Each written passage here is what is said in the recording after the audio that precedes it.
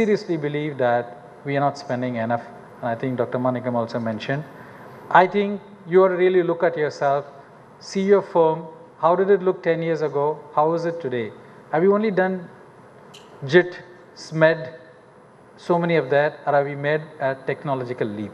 Because I think we got so enamored by this process excellence, we've forgotten fundamentally we have to have breakthrough technologies, we have to make a shift up. So this is something I think. So these are skill development, innovation and other things.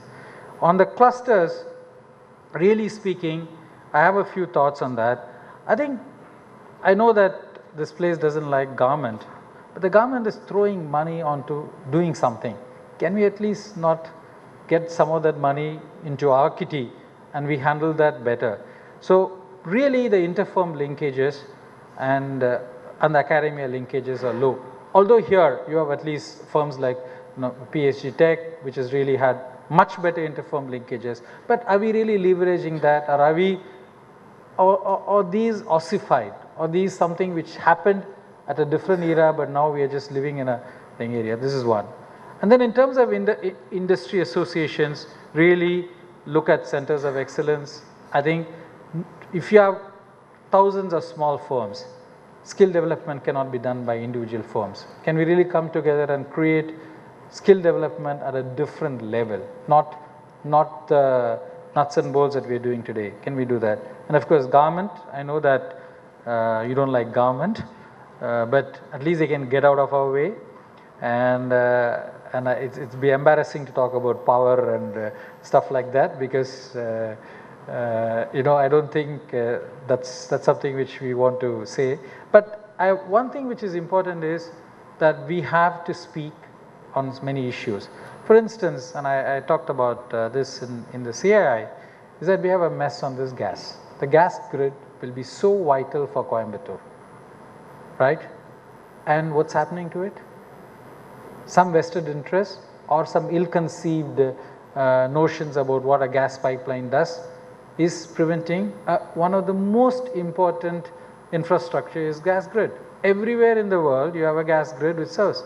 Gujarat today, it's ironical, in Gujarat the auto rickshaw drivers went on a strike in all the cities because they said that we want gas. And here we are saying that not in my backyard, I don't want gas through my pipeline. I mean, how do you, you can't beam gas, still you need.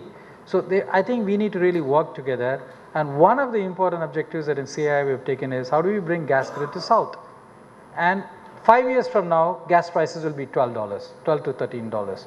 Today it is 16 to 19. At $12 to $14, it will revolutionize our industries, our foundries will become cleaner, we won't be emitting these noxious fuels that we are doing. Every liter of diesel or furnace oil that we burn is 4 times more noxious than gas, and gas is coming in plenty in the world. So I think this is something which we need to do together. Okay, so I just have to say a few slides. I think clearly I would say that if I have one of two things, can you think of figuring out where to put robos in yours? Can we find out one subtractive manufacturing turning to additive manufacturing in your own firms? I think if you experiment it in 5 years, you will find that you become good at it. And that's really what this place is all about. I think that, I know that there's a lot of camaraderie, there's a lot of inter-firm linkages, at least through marriage here, but do we really collaborate? Do we really collaborate, or at the grassroots level, as Dr. Manikam said, do we have a mentality to really, we have this Schadenfreude, which is really deeply, can we have Shep Nache, which is really delight at others' performance? Can we really do something deeply there? So therefore that's one. And then really the ecosystem, and I think there, sustainability will become, skill development will become important. So I'll leave this.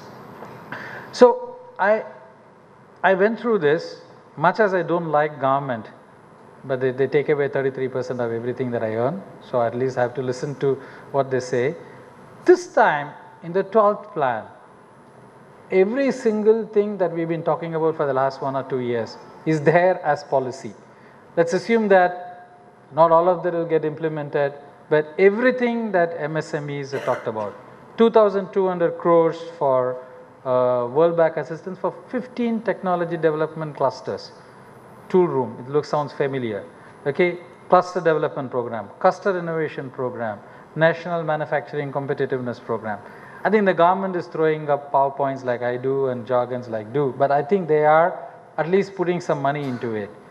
I would like this group here, along with CII or Codizia, any firms, can we come together and put up a proposal for what I called as IRAM or whatever it is, Institute for Robotics and Additive Manufacturing at 150 crores, where a small industry can come, test out prototypes, learn about how to do this, build products, develop it, and go back and say, okay, I can do something more.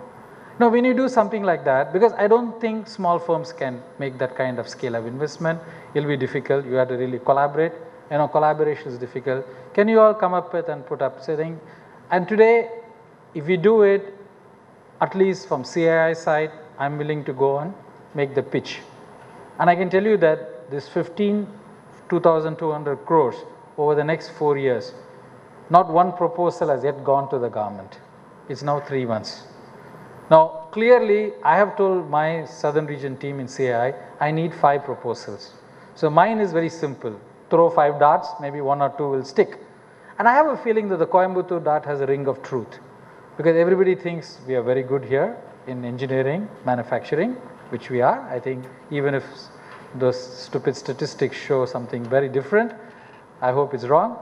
But I think if we show that we want robotics. PSG has got some work on robotics, some additive manufacturing, we want to do that. Can we really create the next wave here in Coimbatore? So I need from entrepreneurs here, show some enterprise, and can you create this thing? And Codizia has done wonders. You have created probably the best exhibition center, the best conference center, better than what anyone has in South, all by yourself. You didn't go with this. But here you have government giving you 150 crores. You can run this because they're talking about PPP. So this is really what we need to do. So pitch for it, make it happen. If you want something else, if you have some other ideas, give 2 ideas. When you give government 2 ideas, at least 1 will come through. That's how government works. I don't know which one will come through. That depends on the genius who sits there. Okay? So prepare yourself for this. It will be era of mass customization, digital factories. So hopefully we'll get many things from one digital factory. I think I like this because chance favors the prepared mind. Really, are we prepared? But more importantly today, I think chance favors a connected mind. I don't think we are connected to the world. I think we are narcissistic and incestuous. Can we change ourselves? I think we don't understand what dramatic changes that are taking place. Even if we know intellectually, we don't really prepare ourselves physically. So this is something which I wanted to say. So as usual, I used several of the ones I read. The Economist, McKinsey, Global, then Clayton Christensen is one of this, New York Times. So I just put all of this together as ideas for you. But I just have one last thing. This looks familiar. I think this is a photograph taken, not very different. And I think if some of us go to our factories, we will find that very similar. But hopefully 5-10 years from now, I hope that this is what one sees. We see a maker bot and we don't have to. And it does products which are unique, which are special, like the car which the lady and the person wanted, personalized, one side for the man, one side for the women. And on a lighter note, as I close, if the Great Wall of China ever needs to be rebuilt, I don't think this is the way they're going to do it. I think it's going to be one simple 3D printing machine and a supply chain. Okay? And thank you, but are you really prepared for this future? Or are you going to go back to the picture that we saw? But you guys are fount of entrepreneurship, change, success, and private minds. And it has everything here. You have the educational institutes, you have the brightest of the minds here, and you have money, I think. I think it's up to you to really put that together. So I do hope that this GMCV 2020, which is really focusing on manufacturing, will really make an impact on you. And you'll go back and say, I'm not going to be exactly the same as I was. And I'm going to change. Change I will. I don't know which way, but I'm going to look around and change. And that's really what I wanted to say. Thank you, and thank you for inviting me to this conference. Thank you so much, sir. Your speech has definitely enlightened all of us, as it was a brilliant concept. I now request Mr. M.V. Ramesh Babu, Secretary of Codicia, to present the memento.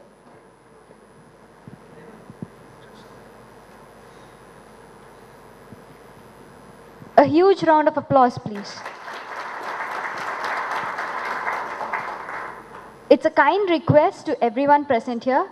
Kindly please switch off your mobile phones or keep it in the silent mode. Thank you. GMCV 2020, we would like to tell you it's time for a very quick. Also would like to tell you that our platinum partners are Autodesk, HSBC Commercial Banking, Investment Country Partner Luxembourg, Trade Investment Country Partner UK Trade Investments, and ERP Solutions Partner Sundaram Infotech, B-School Partner Sri Venkateshwar Group of Institutions.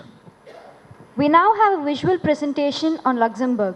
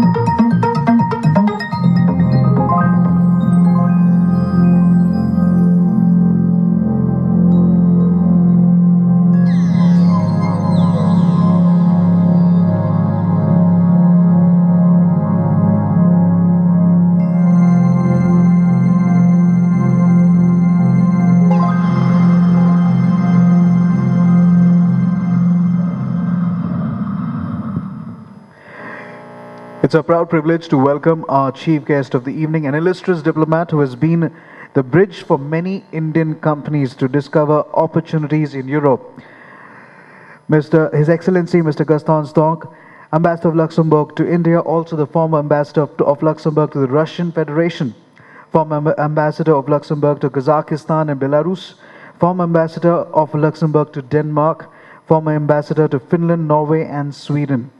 We now invite on stage His Excellency Mr. Gaston Stonk to deliver the speech on Luxembourg, your gateway to Europe. Ladies and gentlemen, let's give him a big round of warm welcome.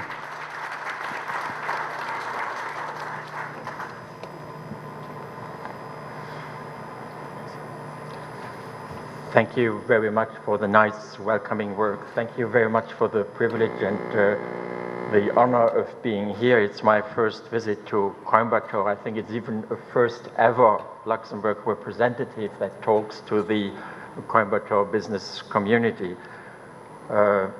Thank you to the organizers for having us at the investment country, and I hope I have interesting proposals to make. Luxembourg is definitely a very small country, only 2,500 square kilometers, only 500,000 of inhabitants, so 3 times smaller than Coimbatore. But we are a wealthy country, a well-organized country, and we are well located in the heart of Western Europe. We have a very good, stable social political environment, sound macroeconomic fundamentals. We are still AAA rated. We have, despite the crisis, sustainable growth. We have an accessible and business-minded government and a strong national cohesion. So we have all the ingredients to be a good place for Indian companies in Europe. There are 5 reasons to cooperate with Luxembourg, and I put these in a nutshell. It would be access to capital, it would be a supportive administration, it would be a very good tax environment, a state-of-art logistical hub, and of course the R&D landscape. Capital. Yes, we are a leading international financial center. You will find in Luxembourg all the financial vehicles that a company needs. We are #1 investment fund center in Europe. We are 2nd worldwide in investment funds. We are the #1 for listing international bonds. And of course, we are an important wealth management center. The investment funds are interesting also for you. The figures are impressive. Well, the total assets under management in the Luxembourg investment funds as of December 2012 are 2,500 billion euro. So we have about 3,800 funds, some 13,500 sub-funds. Unfortunately, the figure is still impressive, 28 billion of exposure of Luxembourg investment funds in India. It is an impressive figure, but for the ambitions of India and for the need of capital in India, public and private, this is not enough. So I tried since my arrival in India to be as instrumental as possible and to convince fund managers to have a closer look at India. We have 89 Indian funds or sub-funds, and they carefully look at India and they wait for a better FDI environment, of course. But the opportunities are huge, and Luxembourg is a place where capital internationally is collected and then distributed all over the world. The 10 biggest investment country funds, the 10 biggest India country funds, I have listed them here. The sources Morningstar, you will see the 6 of 10 funds are Luxembourgish, and the 4 biggest investment funds come from Luxembourg. The biggest is today Aberdeen Global with an exposure of $3.3 billion. So there's a lot of capital in Luxembourg, and there is access to capital. Another one, an interesting niche that we explore, is the listing of international bonds. We have 169 Indian companies, also from Tamil Nadu, listed at the Luxembourg Stock Exchange. And of course, this is a a very good access to foreign capital markets. It is good for companies because it's increasing liquidity and the underlying shares, and of course it enhances also image and visibility of the companies. And you see that all the big Indian brands, the Birlas, the Tatas, Larsen & Toubro, Wenbexy, you name them, they are listed at the Luxembourg Stock Exchange and they collect capital in Luxembourg. So that would be the first reason to come to Luxembourg, a better and increased access to capital. We have a very supportive administration. We have a business-minded government. I heard a lot of complaints about politicians. We also would complain about our politicians, but when it comes to business, they are forward-looking, they are forthcoming. You have an easy access to decision makers, you have a full support at the administration, you have a dedicated support at the Ministry of Economics, and if an Indian company, if a company from Coimbatore is interested in coming to Luxembourg, they will have a dedicated support at the Ministry of Economic Affairs in a one-window solution where one civil servant would take care of them through the entire process of settling down in Luxembourg. Tax consolidation is possible for all Luxembourg companies, and of course we have an extended double taxation treaty network, including the Indian one. You can set up a Luxembourg company in a couple of days. You can acquire legal personality immediately. There are no restrictions concerning the nationality, the residence or status of shareholders, directors and managers. The articles can be drafted in English. The accounting currency can be the rupee. Easy work permits are delivered if you operate in Luxembourg. So it is a good place to come, and we have a lot of structures where an Indian mother company sets up a Luxembourg daughter company to hold the entire set of companies in Luxembourg. You would have a European headquarter in Luxembourg, and you would fill that headquarter with the interesting elements that you can find in Luxembourg, of course. We have a very competitive tax environment. We are not a fiscal paradise, we are not a tax heaven, but if you compare corporate income tax, value-added tax, or personal income tax to our neighboring countries, you see that we offer the lowest rates. And it's the same for optimizing labor costs versus productivity. We have better results than most of our neighboring countries, and your employer will spend less for having more action and more results. So all over